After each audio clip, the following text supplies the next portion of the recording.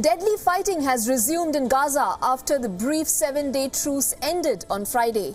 Hamas says at least 240 people are already dead since the ceasefire ended. Both sides have traded blames for breaching the truce terms. United States has backed Israeli arguments that Hamas is responsible for ending the pause. It has blamed Hamas for its failure to produce the list of hostages that could have helped a further extension in truce. Meanwhile, Hamas has accused both Israel and the United States.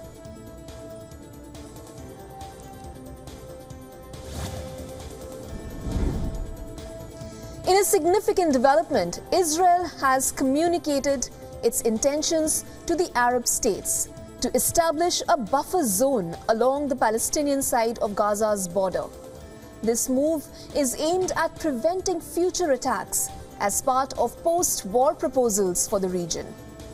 Citing Egyptian and regional sources, a Reuters report revealed that Israel shared its plans with Arab states. These included Egypt, Jordan, and the United Arab Emirates.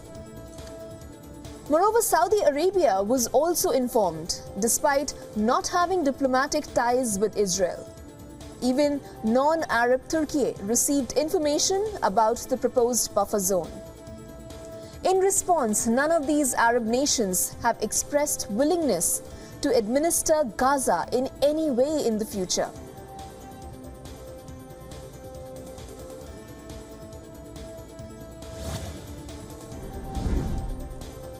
A Palestinian prisoner released this week has said he was treated badly by Israeli guards in jail, especially after the attack by Hamas on southern Israel on October 7th.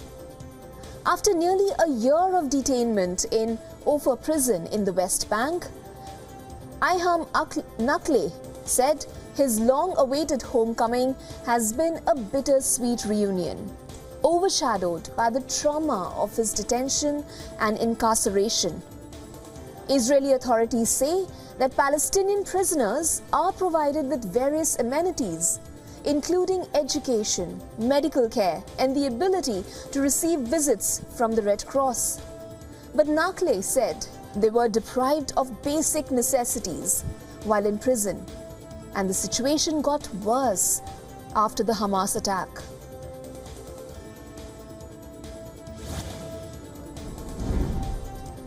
A protester with a Palestinian flag self-immolated outside the Israeli consulate in Atlanta. A police chief said at a news conference that the person is in critical condition, and a security guard who attempted to intervene is also injured.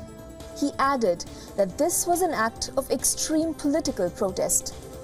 Police said the protester arrived around noon at the office building, which houses the consulate as well as several businesses, and used gasoline. Now, this comes after Israel resumed its military offensive in Gaza on Friday, after talks to extend a week-long truce collapsed.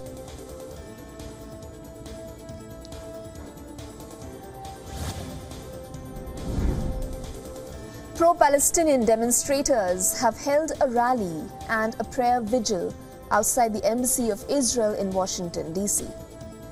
Protesters were wearing keffiyeh, which is the traditional black and white checkered scarf worn in West Asia. Protesters were seen waving Palestinian flags and demanding end of violence in Gaza.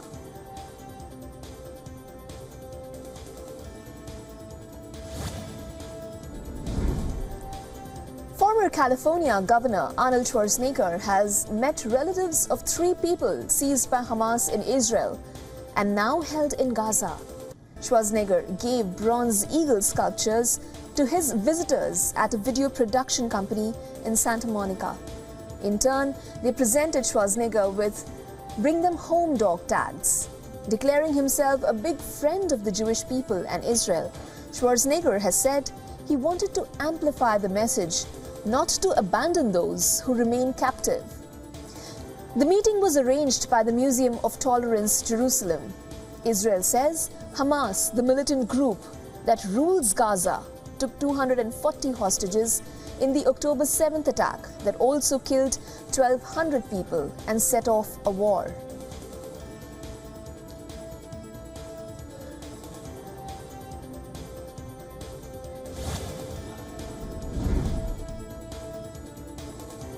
North Korea warns it will destroy American spy satellites if it tries to attack Pyongyang's space asset. Says such a move will be considered a declaration of war. Pyongyang says it has successfully launched its first military spy satellite on November 21st, transmitting photos of military installations in the United States mainland, Japan, and the US territory of Guam. Meanwhile, South Korea has blacklisted 11 North Koreans for the involvement in the country's satellite and ballistic missile development, banning them from financial transactions.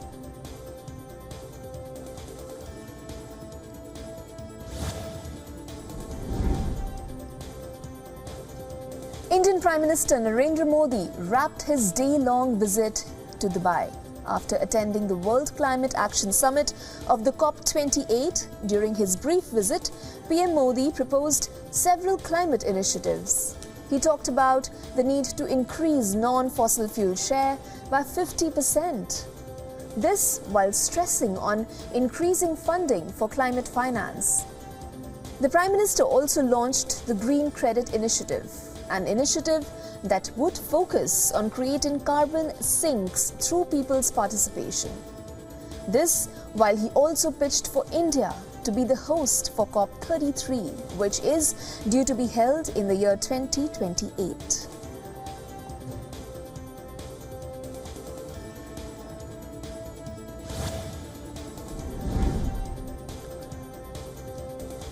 A thick blanket of smog has reduced visibility as New Delhi residents struggle to continue weekend activities amid the heavy pollution. Roads and buildings are shrouded in smog as the air quality index, commonly known as the AQI, still remains very unhealthy. New Delhi's AQI stands at 259. The Indian capital's air pollution gets worse in winter. This when wind speed drops and cooling air traps pollutants spewed by vehicles, industry and farmers burning agricultural waste.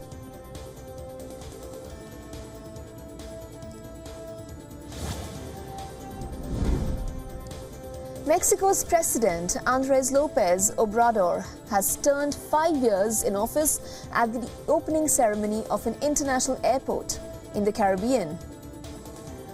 López Obrador opened the international airport surrounded by members of the army, which constructed the terminal in less than 2 years. This according to the local media. In his inaugural speech, López Obrador has said he hopes the transformation, as he calls his government project, continues once he retires in 2024. 3 candidates are running for president, but former Mexico City mayor and ruling party candidate Claudia Sheinbaum still has double the support of her main opposition rival and the firm backing of López Obrador.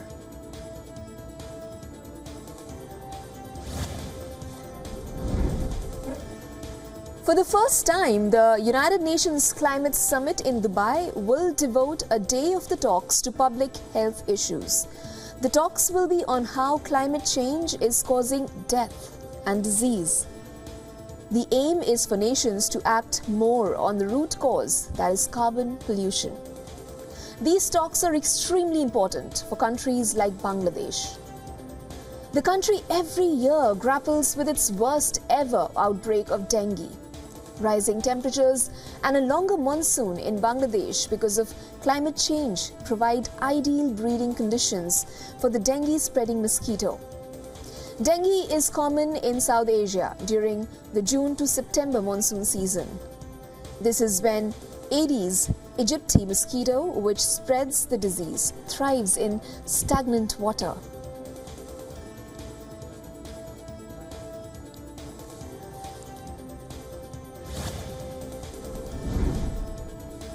The imminent collapse of a salt mine in Brazil has already forced 27 families out of their homes. The mayor of the city has now announced a 180-day emergency in the area. In November alone, the area witnessed at least 5 tremors as the ground shifts beneath their feet. Residents pointed to the cracks that have started appearing in the buildings in the area, as other areas were also put on high alert. The rock salt mine is owned by Brazilian petrochemical producer Braskem. Mining activity in the mine was halted in 2019. The effects, however, did not subside as it led to soil subsidence, or simply put, gradual sinking of the land.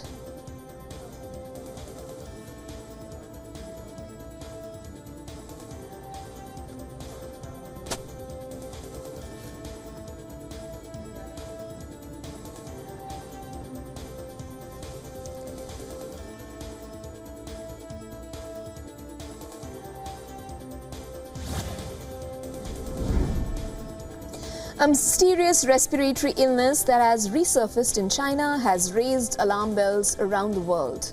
Now, as authorities strive to understand this potential new pathogen, American officials are calling for an urgent action. Republican senators led by Marco Rubio have urged President Joe Biden to impose a travel ban between the United States and China. This follows a surge in cases of the Chinese respiratory illness. Rubio signed a letter to the president which read, "We should immediately restrict travel between the United States and China until we know more about the dangers posed by this new illness." Cases of this mystery disease have been on the rise.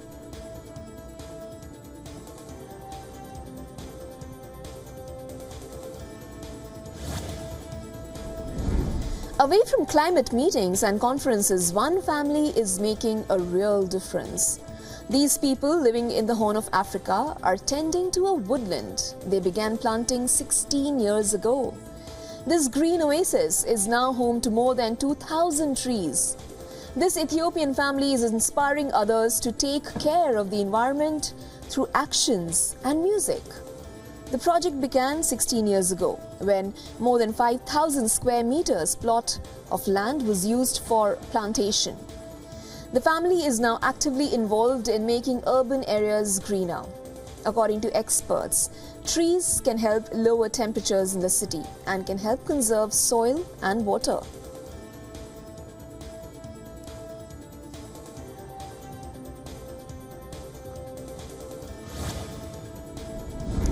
Indian Prime Minister Narendra Modi's selfie with his Italian counterpart Giorgia Meloni has broken the internet. The Italian leader's selfie with PM Modi caught the attention of netizens with her caption and hashtag which read Melodi, a fusion of the surname of both the leaders. Both the leaders met on the sidelines of the COP28 summit held in Dubai. As soon as Meloni posted the selfie on her official Instagram, netizens couldn't keep calm. Memes and reels started to flood the internet as the picture garnered over 10 million views, more than 150,000 likes and thousands of comments. There has been thousands of viral tweets circulating on social media as well. A section of the internet even pointed out that the two prime ministers were twinning in white, while some labeled it as the selfie of the year.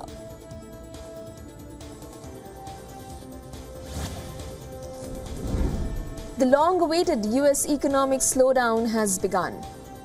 After splurging over the summer, Americans are finally turning frugal. There is mounting evidence, including new data and warnings from major retailers, that American families are beginning to rein in their spending.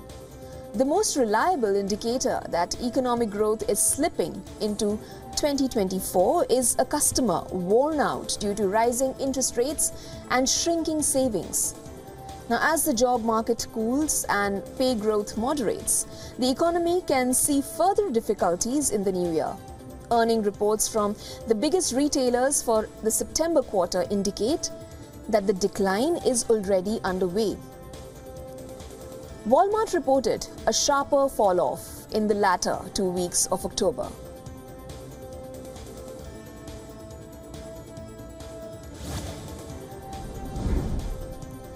The prospect of a downgrade to France's credit rating is growing stronger.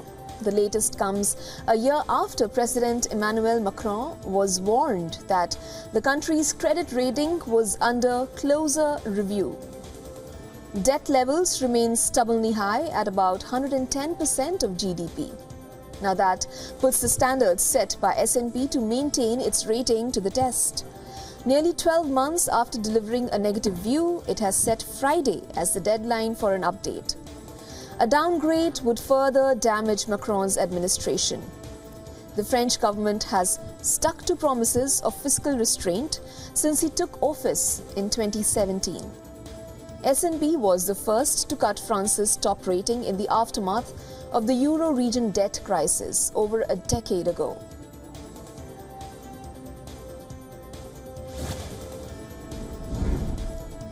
Moving on, Russians with a Swiss bank account are feeling the pinch of Western sanctions since the Ukraine war began last year. The Swiss government has frozen an estimated $8.81 billion in financial assets belonging to Russians in 2023. This is a slight increase from the $8.6 billion the Swiss government blocked last year after it adopted European Union sanctions. The government, however, adds that the latest estimate is subject to change. A more accurate figure is expected by the end of the second quarter of 2024, when the Swiss banks report to the government.